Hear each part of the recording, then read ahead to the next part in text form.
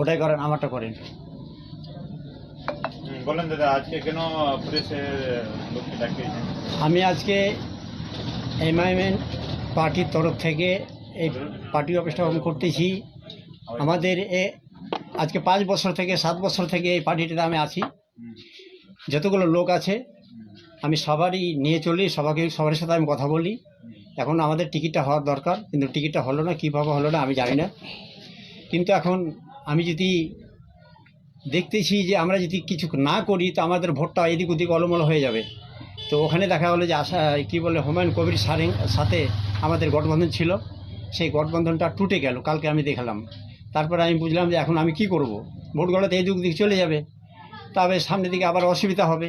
তো ভোটগুলো গুছিয়ে রাখার জন্য আমি একটু বুদ্ধি করলাম যে না, কিছু তো করতে হবে, নাহলে ভোটগুলো তো এই দিক দিয়ে চলে যাবে। তো কাউকে না কাউকে সমর্থন আমাকে দিতে হবে।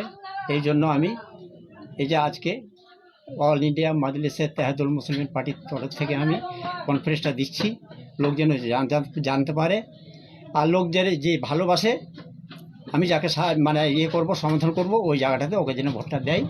আপনারা দেখতে পেলেন এখন কাকে সমর্থন করেছেন? EIM ইনকিলাব,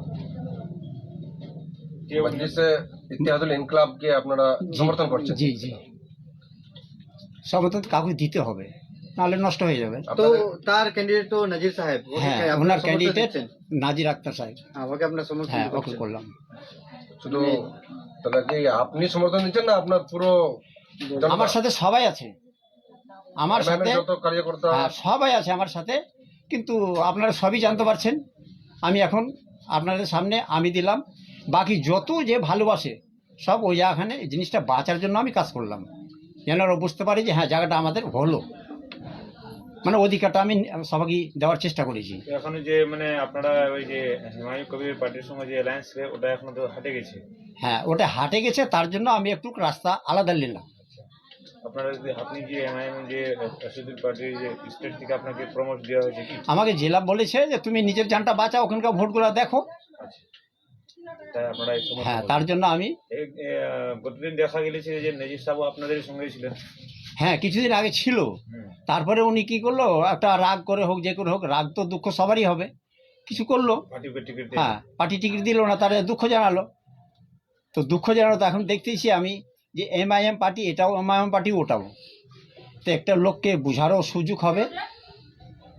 আর এটাই আমার মনে হয় ভালো হবে, আমার ভোটগুলা এমআইএম পার্টি যত ভালোবাসে সবাই এই জায়গাটাতে আসবে। ঠিক আছে, बोलिए सर, एमआईएम का आज आपको पूरा समर्थन मिल रहा है?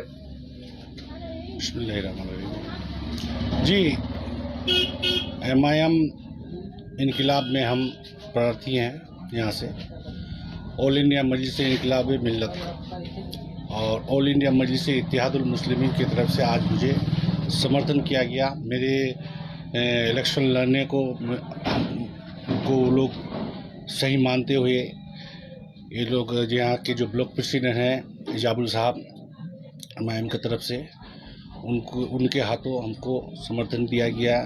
आज से हम ग्वालपहर के लोगों में बहुत से सवालिया निशान था कि एमआईएम इनकिलाब और एमआईएम के अंदर क्या रिलेशन है।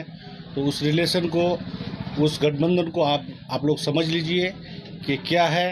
और आज हम लोगों को पेपर में आके आप लोगों का सवाल का जवाब देने का मौका मिला। ये जवाब हम इसलिए दे रहे हैं कि बहुत लोगों के दिलों में बहुत तरह का ये था, सवाल था। कितनी मजबूती मिलेगी सर आपको जब इस वक्त एसोसिएशन पार्टी के जो लोगों ने समर्थन दिया है, अब कितनी आपकी मजबूत आपको लगती है, उम्मीद है कितनी आपको? देखिए, सबसे पहली बात कि हम इलेक्शन में खड़ा हुए हैं, तो मेरे पास जो वोटर्स हैं उस वोटर्स में कुछ सवालिया थे, उस सवाल को आज मैंने क्लियर किया है। और मजबूती एमआईएम ग्रुप ग्वालपहर में कितनी मजबूती के साथ है ये मोटा मोटी सभी को पता है। उसके बाद हमारे जो टीम है, हमारी टीम तो यहाँ पर काम कर रहे हैं इलेक्शन में, तो अब ये एमआईएम की टीम के हमको समर्थन मिलने के साथ हम लोग जोरों शोर से हम काम करेंगे, जोर शोर से काम करेंगे और इंशाल्लाह अपने मंजिल मकसूद को पाने की कोशिश करेंगे। ठीक है।